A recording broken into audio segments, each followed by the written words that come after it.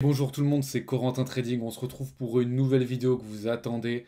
Ça fait longtemps que j'ai pas fait un récap de ma semaine. J'ai vraiment de moins en moins de temps. J'essaie d'être pas mal en live aussi. Je prends beaucoup de temps pour les élèves du mentorat. En même temps, la journée, je suis en live sur Discord avec eux. Je dois partager mes positions au groupe de signaux. Donc il y a vraiment beaucoup de choses. Et en général, le week-end, j'en profite pour m'éloigner des écrans et justement me reposer. Même si le dimanche soir, on a un cours d'une heure avec les élèves du mentorat à 18 h. Donc dans tous les cas, on va dire que ma pause, c'est vraiment le samedi et le dimanche matin. Après, je fais du backtest le dimanche après-midi et le soir, j'ai cours avec les élèves. Mais donc aujourd'hui, on est le 11 octobre et on va se retrouver pour l'analyse de ma semaine du lundi au vendredi. Let's go. Pour ceux qui ne me connaissent pas et qui ne connaissent pas non plus ma stratégie, moi du coup, je trade seulement l'euro USD. Et pour trader l'euro USD, on va également regarder le DXY, donc le dollar, et le GBP USD. Maintenant, j'ai plusieurs façons de trader. Une façon de trader dans la tendance, où je vais prendre des imbalances en M3 et trader la continuation du mouvement. Ou une autre façon de trader où je vais chercher du reversal, c'est-à-dire que si par exemple toute la journée on était short, je vais attendre une prise de liquidité en H1, chercher une zone de POI en M15 ou en H1, attendre des confirmations en M3, et ensuite je vais reversal. Et il y a également une autre façon de trader où je me sers de mon daily cycle. Pareil pour trader dans la tendance, mais cette fois-ci, je vais chercher des zones en M15. Donc j'ai plusieurs façons de trader. En tout cas, on reste que sur l'euro USD. Et vous allez un petit peu voir cette semaine combien on a pu générer, combien on a pu perdre et comment on s'en sort. Ok? Let's go. On commence avec le lundi. Le lundi, c'est une journée très importante parce qu'on va tracer notre Monday High et notre Monday Low à partir de mardi. Et ça va être des liquidités qui vont être très importantes. Surtout que le lundi et le mardi, c'est des journées qui vont baser tout le plan sur la semaine qui va arriver. Par exemple, là, on sait que le lundi et le mardi, on est bearish. Donc, on s'attend à une semaine qui soit plutôt bearish. Et effectivement, c'est ce qui s'est passé. Alors, vous allez voir que moi, normalement, je trade que l'après-midi. Mais là, en ce moment, je trade un peu le matin parce que je suis en France, donc je peux. Et en plus de ça, l'après-midi, on a des marchés qui range ou qui sont un peu indécis. Donc, en ce moment, c'est un peu mieux de trader le matin. Mais c'est vrai qu'en général, le lundi, pour moi, c'est une journée de continuation. Donc si on voit qu'on a une Asiane et une matinée qui est short, on va plutôt chercher à short. Et vous allez voir que cette fois-ci, ça a été différent. Donc quand j'arrive sur les graphes, vous voyez qu'il y a mes timings en haut à droite. Même si pour moi, le lundi, c'est une journée de continuation et on peut chercher un reversal qu'à partir de lundi après-midi 16 h, je vois qu'on a pris une liquidité importante en H1 qui était le lot de jeudi. On a également pris le daily high en H1 sur le DXY, ok. Et on a également pris le daily low sur le GBP USD. Donc, une fois que je sais ça, je vais chercher une zone de POI.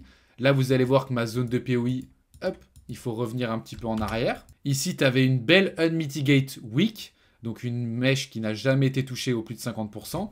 Mais quand je me mets en M15, je remarque que c'est également une très belle imbalance acheteuse. Je vais chercher à acheter sur cette zone. Maintenant, une fois que j'ai ma liquidité et ma zone en M15, je descends en time frame, je me mets en M3 et je vais attendre des confirmations. Et donc une fois qu'on descend en time frame en M3, on se rend compte qu'ici on a un boss interne avec cette cassure et on a également un shosh ici. Donc moi à partir de ce moment-là, ici j'ai une très belle imbalance acheteuse. Je place mon ordre, je ne peux pas me mettre à plus de 10 ticks de stop. Là je suis à 9 si je me place dessus, donc c'est très bien. Le seul problème, c'est qu'on a déjà réagi dedans, donc on aurait pu potentiellement réagir ici. Et ensuite, on doit attendre que le marché revienne dans nos timings. Et regardez ce qui va se passer, il va revenir hors timing, puisque nous, on trade de 8h30 à 11h, et ensuite, on reprend à 13h30, et il va revenir à midi 9. Donc, on ne pourra pas trader cette position, et malheureusement, elle va partir sans nous. Et en plus, juste derrière, après, je me prends un SL. Pourquoi? Parce que comme du coup, on n'a pas réagi dans les timings, je me dis que potentiellement, on est lundi, on va continuer la baisse. Ici, on avait hop, une imbalance vendeuse. On a réagi dedans. Je pensais qu'on allait repartir. Parce que vous voyez, on réagit bien dedans. On laisse une nouvelle imbalance. Attends, je vais essayer de baisser. Désolé, c'est pas très clair avec tous les TP, etc. Mais on laisse une nouvelle imbalance juste ici vendeuse. Je me dis, on va revenir dedans pour repartir. Et effectivement, on réagit, mais on n'arrive pas à partir. Pourtant, on fait plein de mèches M5. Mais derrière, on vient exploser la zone et je me fais SL. Le lundi, malheureusement, on rate un TP de plus de 10 R. Parce que c'est hors timing, ça fait partie du jeu, ça arrive. Et on se prend SL, donc on commence la semaine à moins 1 R. On est mardi. Qu'est-ce qui se passait? Moi, j'avais repris à trader le DAX. Parce qu'en ce moment, l'euro USD, depuis septembre, c'était assez compliqué. Il y avait beaucoup de range, très peu de volatilité. Donc, je me mettais à trader un peu le DAX. Et donc, qu'est-ce qui se passe mardi matin quand je trade le DAX? Puisque je prends l'OPR, c'est les 15 premières minutes. Je ne suis pas sur l'euro USD. Et regardez ce qui se passe sur l'euro USD. Comme d'habitude, on a une Asian qui est baissière. On a le début de la session de London qui est baissier. Ici, on a l'ouverture de London. On laisse une très belle imbalance M3. On va revenir juste la touch, donc j'aurai mon ordre juste ici. Mais malheureusement, je le vois trop tard parce que j'étais sur le DAX.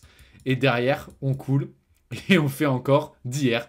Donc malheureusement, je ne suis pas dans ce trade. Alors je me serais fait littéralement pixel fill. Et on serait parti à la baisse. On se serait TP à 13h30. On voit que le fait de changer d'actif, et bah, au moment où le marché reprend, si t'es pas là, bah, il part sans toi. Donc du coup, après cette journée de mardi, je suis resté complètement sur l'euro USD. Et comme là, il a l'air de repartir correctement, bah, j'ai arrêté de trader le DAX et je me suis remis full euro USD. C'est pas fini parce que du coup, je vois que la journée est bearish de mardi. On prend pas de liquidité, etc. Donc ici, on crée une nouvelle imbalance M3. Encore une fois, j'attends qu'on ouvre dedans. On ouvre ici. On part à la baisse. Et vous allez me dire, mais attends, on est quasiment à 4 R, pourquoi t'as pas TP? Parce que déjà, moi, je TP rarement à 2-3 R. Ça arrive si vraiment je vois que le marché veut pas me donner plus. Mais là, en l'occurrence, qu'est-ce qui se passe? Ici, on a fait une prise de liquidité. Et c'est très rare qu'en général, on vienne juste faire une prise de liq et qu'on se retourne comme ça. Parce qu'en réalité, qu'est-ce que j'attendais et où était ma target? Regardez bien, on était donc mardi. Et moi, ma target, c'était ce Monday low. Donc quand je suis rentré en short ici, qu'on faisait que des mèches de rejet, etc., je me suis dit, on va casser. Et je voyais plein de mèches en M5, en M15. Et on va chercher ce Monday low pour ensuite chercher un long. Et ce qu'on fera, c'est qu'on va pas du tout venir le chercher de suite. On viendra le chercher à 21h et on réagira pas non plus dessus. Donc moi, je me suis fait avoir, comme j'ai vu qu'ici, pour moi, tout ça, ça allait se faire casser. Je pensais qu'on allait réagir. On a juste fait une prise de liquidité à quelques pips. On n'est pas venu chercher le Monday low. Et derrière, on est reparti. Donc, je me fais BE sur ce trade, malheureusement. Sur ce trade, je me fais BE. Alors, si vous aimez ce genre de vidéo et vous avez envie d'en apprendre plus, parce que c'est vrai que c'est pas facile de faire des récapitulatifs comme ça de mes semaines. Parce qu'en fait, en réalité, sur le moment donné, je vais regarder les mèches de rejet en M15, en M5. Je vais également regarder les mèches de rejet sur le DXY en M3. Donc, en fait, je regarde tellement de choses que quand je fais le bilan de ma semaine, là, vous dites, il rentre juste sur des imbalances. Mais en fait, je regarde quelle imbalance s'est fait casser. Par exemple, ici, on avait potentiellement une imbalance acheteuse. Elle va venir se faire casser un peu plus tard. Donc, en fait, je regarde tellement de choses que c'est dur de faire une analyse une fois que le marché s'est passé. Donc, si jamais vous êtes intéressé pour vous faire former, venir avec moi tous les jours en live sur le Discord, si vous regardez bien ici, je vous mets le Discord. Et en fait, moi, je partage tout ce que je fais toute la journée. Et donc, eux, forcément, savent tout ce qui se passe. Tu vois, on discute, que ce soit le matin, que ce soit l'après-midi, il y a les élèves, etc. Et même le soir, vous voyez, je partage encore des vidéos à 22h43 et on en rigole. Donc voilà, moi après, je suis en live dans le groupe privé. Dessus, je suis en live tous les jours. Mais c'est vrai que c'est compliqué de faire des reviews comme ça, un petit peu à la va-vite, le week-end. Il y a vraiment eux qui savent tout ce qui se passe, tout ce qu'on a fait. Donc n'hésitez pas à regarder, il y a le lien de mon site internet. Et pour ceux qui n'ont pas forcément le temps ou l'envie, vous pouvez très bien rejoindre juste mon groupe de signaux, j'envoie mes trades et vous faites vos gains et tout le monde est content. Allez, on continue. Ensuite, mercredi. Donc là, pour l'instant, on est toujours à moins 1 R puisqu'on a pris un SL, un no-fill et un BE. Moi, je vois clairement que le Monday low ne donne pas de réaction. Je vois qu'on a un lundi, mardi bearish. Donc même si je trace les 50% de ma semaine en prenant le plus haut et le plus bas potentiel de notre semaine, je m'attends quand même à shorter. Je ne vais pas chercher à long parce que je vois qu'on est clairement bearish. Surtout quand on voit le contexte. On sait que Sébastien Lecornu avait démissionné. Une instabilité en France, donc forcément en Europe. Donc l'euro va baisser. Et on voit que le dollar avait repris énormément de force. C'est pas étonnant. C'est pour ça que le gold a corrigé. Je vois encore une fois qu'on a une Asian qui est full bearish. Ok. Donc moi le matin, je vais chercher à short. Je me remets en M3 parce que pour moi c'est la meilleure time frame sur euro USD. Et encore une fois, qu'est-ce que je vois en M3? J'attends une opportunité. Ici, pour moi, on est full bearish, donc je ne cherche pas à long ici. Dans tous les cas, on ne crée pas d'imbalance vraiment clean. Vous voyez, il n'y a pas d'imbalance, il n'y a pas de déséquilibre. On vient refermer tous les déséquilibres, on fait juste un petit peu d'FVG, mais ce n'est pas des imbalances. Et là, qu'est-ce qu'on fait? Du coup, on réagit dans une ancienne imbalance. On fait un mouvement baissier, on crée un gros déséquilibre ici avec une belle imbalance. Je place mon ordre puisqu'on est tout juste dans les timings, il est 10h30. Malheureusement, à un tick sur futur, on ne viendra pas se faire fill.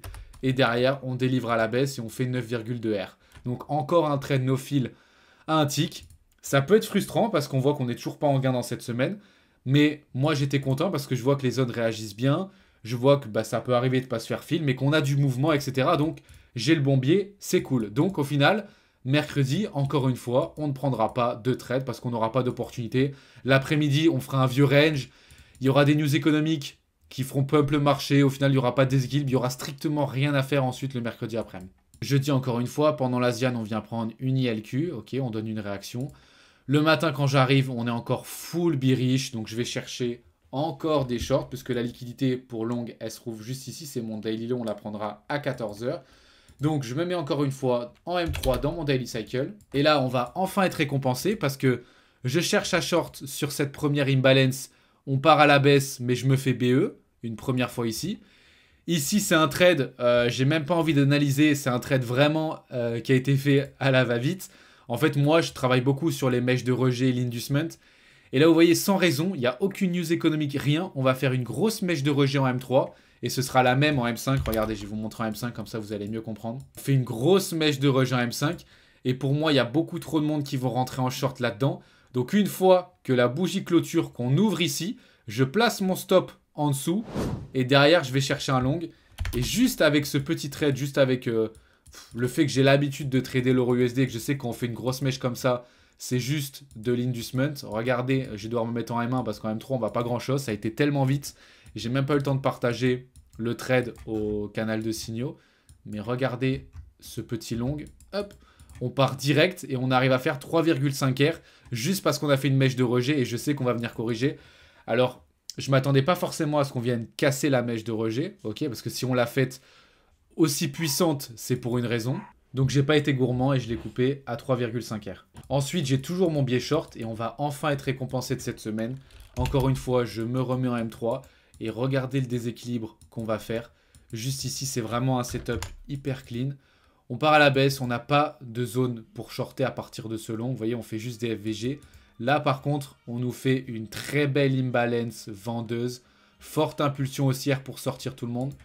Petite mèche de rejet à l'achat, on part à la baisse. Ici, on crée plein de liquidités. Je sais qu'on va venir, qu'elle va venir se faire péter. Si vous mettez en M15 ou en M5, c'était pareil. On faisait plein de mèches de rejet, plein de mèches de rejet. Il y a beaucoup de gens qui ont placé leur stop ici. Moi, j'étais toujours short. Je m'attendais vraiment à ce qu'on continue la tendance short. On fait une mèche de rejet M3. On ouvre dans notre imbalance 7 ticks de stop. Et derrière, on va chercher les plus bas et on fait un magnifique TP de 15 R sur ce trade. Alors moi, j'ai pris des partials, bien sûr, avant à 5, etc. Mais en tout cas, on a un magnifique trade de 15 R.